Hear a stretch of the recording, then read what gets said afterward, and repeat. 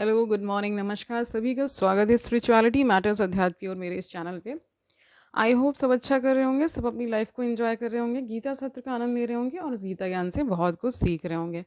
मैं ये उम्मीद कर रही हूँ गीता ज्ञान आपके जीवन में बहुत सारा प्रकाश लेकर आ रहा है, आपको सन्मार्ग से जोड़ रहा है, आपके अंदर एक दिव्य चेतना भी कहीं ना कहीं उत्पन्न कर रहा है और आपको ये बता रहा है कि ये ज्ञान कितना आवश्यक है। तो अभी तक हमने 12 श्लोक कर लिए थे ना, तो 13, 14 और 15 आज करेंगे। 5वां अध्याय चल रहा है श्रीमद् भगवद गीता का, जिसका शीर्षक कर्म योग कृष्ण भावना भावित कर्म है। तो आज शुरू करते हैं ये ब्यूटीफुल सेशन, ठीक है, जिससे हम सभी लाभान्वित हो ही रहे हैं। ठीक है, शुरू करते हैं। 13वां श्लोक। सर्व कर्माणि मनसा संन्यस्य आस्ते सुखम वशी नवद्वारे पूरे देही ना एव कुर्वन् कारयन्। इसका अर्थ देख लीजिए। जब देहधारी जीवात्मा अपनी प्रकृति को वश में कर लेता है और मन से समस्त कर्मों का परित्याग कर देता है, तब वह 9 द्वारों द्वारा कह रहे वह 9 द्वारों वाले नगर यानी भौतिक शरीर में बिना कुछ किए कराए सुखपूर्वक रहता है। ठीक है, तात्पर्य में जान लेंगे क्या मतलब है इसका, बिना कुछ किए कराए सुखपूर्वक रहता है। इसका तात्पर्य देखिए, देहधारी जीवात्मा 9 द्वारों वाले नगर में वास करता है। ठीक है, 9 द्वार हैं हमारे पास। ठीक है, शरीर अथवा नगर रूपी शरीर के कार्य प्राकृतिक गुणों द्वारा स्वतः संपन्न होते हैं। शरीर की परिस्थितियों के अनुसार रहते हुए भी जीव इच्छा अनुसार इन परिस्थितियों के परे भी हो सकता है। अपनी परा प्रकृति को विस्मृत करने के ही कारण वह अपने को शरीर समझ बैठता है और इसलिए कष्ट पाता है। कृष्ण भावना अमृत के द्वारा वह अपनी भौतिक स्थिति को पुनः प्राप्त कर सकता है और इस देह बंधन से मुक्त हो सकता है। अतः जो ही कोई कृष्ण भावना अमृत को प्राप्त होता है, तुरंत ही वह शारीरिक कार्यों से सर्वथा विलग हो जाता है। ऐसे संयमित जीवन में जिसमें उसकी कार्य प्रणाली में परिवर्तन आ जाता है, वह 9 द्वारों वाले नगर में सुखपूर्वक निवास करता है। ये 9 द्वार इस प्रकार हैं। तो देखिए, जीव के शरीर के भीतर वास करने वाले भगवान ब्रह्मांड के समस्त जीवों के नियंता हैं। या शरीर 9 द्वारों, जैसे कि अब इसमें बता रहे हैं कि 9 द्वार क्या क्या हैं। 2 आंखें हैं, 2 नथुने हैं, यानी कि नॉस्ट्रिल को बोलते हैं। ठीक है, नथुने हिंदी में, शुद्ध हिंदी में। 2 कान हैं, 1 मुंह है, गुदा है, गुदा तथा उपस्थ, ठीक है, इसे युक्त है। तो 2, 2, 4, 2, 6, 7, 8 और 9, ठीक है, से युक्त है।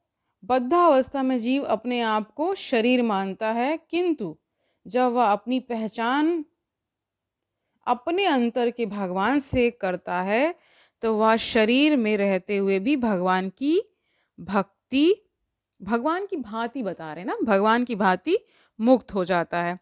अब श्वेतर उपनिषद में क्या कहा है? अतः मतलब ये पूरा जो अभी बताया है ये श्वेतर उपनिषद से ही है। अतः कृष्ण भावना भावित व्यक्ति शरीर के बाह्य तथा आंतरिक दोनों कर्मों से मुक्त रहता है। अब 14वां श्लोक देखिए। ना कर्त्वम न कर्माणि लोकस्य सृजति प्रभु न कर्मफल संयोगम स्वभावा तू प्रवर्तते। ठीक है, अब इसका अर्थ देख लीजिए। अर्थ क्या बता रहे हैं?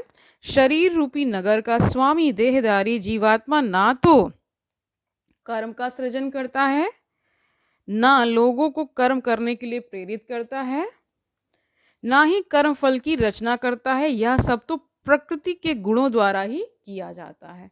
ठीक है, अब इसका तात्पर्य देखिए। जैसा कि 7वें अध्याय में बताया जाएगा, जीव तो परमेश्वर की शक्तियों में से एक है, किंतु वह भगवान की अपरा प्रकृति है जो पदार्थ से भिन्न है। संयोगवश परा प्रकृति या जीव अनादिकाल से प्रकृति, प्रकृति को ही ब्रैकेट में अपरा बोल दिया गया है, कि संपर्क में रहा है। देखिए प्रकृति और पुरुष कभी हम समझेंगे, क्योंकि ये सब जो इसमें जो गूढ़ अर्थ है उसको थोड़ा एक्सप्लेन करने में समय लगेगा। और दूसरी चीज़ है कि ये आप जान लीजिए कि दो चीज़ें हैं, पुरुष और प्रकृति, ठीक है। तो आगे देखिए क्या बता रहे हैं कि संयोगवश परा प्रकृति या जीव अनादिकाल से प्रकृति यानी अपरा के संपर्क में रहा है। जिस नाशवान शरीर या भौतिक आवास को वह प्राप्त करता है वह अनेक कर्मों और अनेक फलों का कारण है, ठीक है। ऐसे बद्ध वातावरण में रहते हुए मनुष्य अपने आप को अज्ञानवश शरीर मानकर शरीर के कर्म फलों का भोग करता है। अनंत काल से उपार्जित या अज्ञान ही शारीरिक सुख दुख का कारण है। अब ये देखिए उपनिषद, आजकल मैं निरालम उपनिषद पढ़ रही हूँ, तो उसमें भी यही चीज़ें बताई गई हैं कि सुख क्या है, जो संत जन है, यानी कि जहाँ सत्संग हो रहा है उनका साथ कर लेना ही सुख है। और दुख क्या है, जो इस माया में फंस जाना, और या इसके अलावा जो आप संगति कर लेते हैं सत्संग के अलावा, वही क्या है, दुख है। तो वही यहाँ पे भी बता रहे हैं कि जो ये शारीरिक दुख और सुख जो हमें होता है उसका कारण क्या है, कि हम इसी में खो जाते हैं ना, उसी में हम अपनी इंद्रियों में कहीं लिप्त हो जाते हैं, कहीं किसी अहंकारवश कोई कार्य करने लगते हैं, कहीं कुछ करने लगते हैं, तो ये सारी चीज़ें हो जाती हैं, इसलिए ऐसा होता है, ठीक है। और थोड़ा सा ये भी जान लीजिए कि भगवान श्री कृष्ण ने कर्म करने का ही उपदेश दिया है, अकर्मण हो जाने के लिए नहीं कहा है कि आप कर्म ही ना करें। सपोज डैट आप स्टूडेंट हैं, तो स्टूडेंट का परम कर्तव्य, परम कर्म क्या है कि वो अपनी पढ़ाई करेगा। रिजल्ट पे नहीं ध्यान देना है कि क्या रिजल्ट आ रहा है, क्या कुछ नहीं है, उस पर आपको नहीं ध्यान है, लेकिन अपना जो रोज का है 24 आवर्स सबके लिए मिले हुए हैं, सबको मिले हुए हैं, और उसमें जो भी आप अपने 4 5 6 घंटे जितने भी निकालते हैं, अगर उनको आप पढ़ाई में नहीं लगा रहे हैं तो कोई भी भगवत प्राप्ति नहीं होने वाली है। क्योंकि अपना तो आपको कर्म करना ही है। प्रभु ये क्यों चाहेंगे कि आप अपना ये कर्म छोड़ करके आप केवल उनकी भक्ति करें। इसमें थोड़ा सा बारीक अंतर इसको समझिए कि आध्यात्म का क्या मतलब। आपको अपने सारे कार्य करते हुए ये निरंतर चेकिंग करते रहना है कि ये जो मैं कर्म कर रहा हूँ इससे किसी से या आप जिसके भी कार्मिक कनेक्शन में आ रहे हैं उसको तो कोई नहीं ठेस पहुंच रही है। अब मान लीजिए गुरु किसी को डांट रहा है तो इसका मतलब ये थोड़ी ना है कि वो कोई बुरा कर्म कर रहा है, नहीं नहीं, ऐसा नहीं है। वहाँ वो अपने कर्तव्य का निर्वहन कर रहा है। तो यहाँ पे मत फंस जाइए कि आप ये तो उसने तो इतना बुरा बर्ताव नहीं। गुरु अगर अच्छे के लिए डांट रहा है, गुरु आपको पढ़ने के लिए बोल रहा है, तो वो नियत कर्म है, ठीक है। आगे बढ़िए, यहाँ पे क्या बता रहे हैं, कह रहे हैं कि जो ही जीव शरीर के कार्यों से पृथक हो जाता है तो ही त्यों ही वह कर्मबंधन से भी मुक्त हो जाता है। जब तक वह शरीर रूपी नगर में निवास करता है तब तक वह इसका स्वामी प्रतीत होता है, किंतु वास्तव में वह ना तो स्वामी होता है और ना इसके कर्मों तथा फलों का नियंता ही।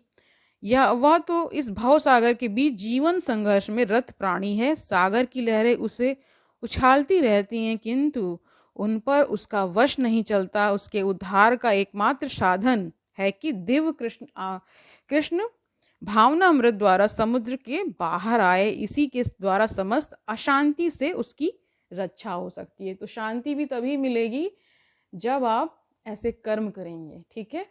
अब 15वां श्लोक देखिए, ना आदत्ते कश्चित पापम न च एव सुकृतम विभु अज्ञानेन आवृतम ज्ञानम तेन मुहंति जंतवाह। इसका अर्थ देख लीजिए, परमेश्वर ना तो किसी के पापों को ग्रहण करता है ना पुण्यों को, ठीक है, किंतु सारे देहधारी जीव उस अज्ञान के कारण मोहग्रस्त रहते हैं जो उनके वास्तविक ज्ञान को आच्छादित किए रहता है। अब इसका तात्पर्य देखिए, विभु का अर्थ है परमेश्वर जो असीम ज्ञान, धन, बल, यश, सौंदर्य तथा त्याग से युक्त है। वह सदैव आत्म तृप्त और पाप पुण्य से अविचलित रहता है। वह किसी भी जीव के लिए विशिष्ट परिस्थिति नहीं उत्पन्न करता, अपितु जीव अज्ञान से मोहित होकर जीवन की ऐसी परिस्थिति की कामना करता है जिसके कारण कर्म तथा फल की श्रृंखला आरंभ होती है। जीव परा प्रकृति के कारण ज्ञान से पूर्ण है, तो भी वह अपनी सीमित शक्ति के कारण अज्ञान के वशीभूत हो जाता है। भगवान सर्वशक्तिमान है किंतु जीव नहीं है।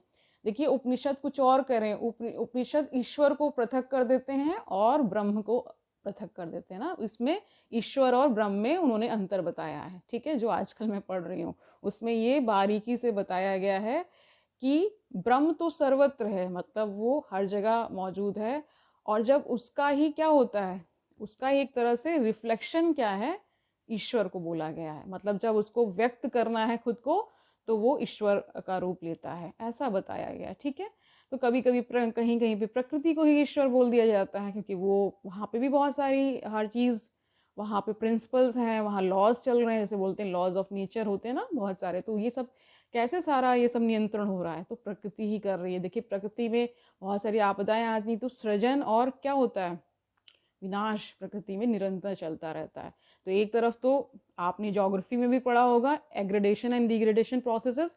अगर एक तरफ पहाड़ बन रहे हैं तो कहीं कुछ कुछ चीज़ें वहाँ से बाहर भी आ रही हैं, वो टूट रही हैं, बिखर रही हैं, इस तरह से चीज़ें चलती रहती हैं। ये प्रकृति में ही सब कुछ होता रहता है, ठीक है। तो आगे यहाँ क्या बता रहे हैं कि वह किसी भी जीव के लिए विशिष्ट परिस्थिति नहीं उत्पन्न करता। ये ईश्वर यानी यहाँ भगवान के लिए कहा जा रहा है कि किसी व्यक्ति के लिए कोई विशेष परिस्थिति नहीं उत्पन्न करता, अपितु जीव अज्ञान से मोहित होकर जीवन की ऐसी परिस्थिति की कामना करता है जिसके कारण कर्म तथा फल की श्रृंखला आरंभ होती। जीव परा प्रकृति के कारण ज्ञान से पूर्ण है तो भी वह अपनी सीमित शक्ति के कारण अज्ञान के वशीभूत हो जाता है, क्योंकि सीमित शक्ति है, फिर अज्ञान उसको पकड़ लेता है, तो फिर मोह में फंसना ही फंसना है उसको, ठीक है। भगवान सर्वशक्तिमान है किंतु जीव नहीं है ना, ये समझिए। भगवान विभु अर्थात सर्वज्ञ हैं किंतु जीव अणु है, एटम है ना, एटम से बना हुआ है। जीवात्मा में इच्छा करने की शक्ति है किंतु ऐसी इच्छा की पूर्ति सर्वशक्तिमान भगवान द्वारा ही की जाती है। अतः अब जीव अपनी इच्छाओं से मोहग्रस्त हो जाता है, वही जो मैंने बताया। तो भगवान उसे अपनी इच्छा पूर्ति करने देते हैं। भगवान कहते हैं करो, तुम्हें कर्म करने का अधिकार मैंने दे रखा है, ठीक है, तुम्हें प्रज्ञा दे दी, तुम्हें सारे इंद्रिय दे दिए, सारे कर्म इंद्रियां दे दी, अब करो जो करना है, ठीक है। किंतु किसी परिस्थिति विशेष में इच्छित कर्मों तथा फलों के लिए उत्तरदायी नहीं होते, ये भगवान के लिए कहा गया। अतएव मोहग्रस्त होने से देहधारी जीव अपने को परिस्थिति जन्य शरीर मान लेता है और जीवन के क्षणिक दुख तथा सुख को भोगता है, ठीक है। भगवान परमात्मा रूप में जीव का चिर संगी रहते हैं।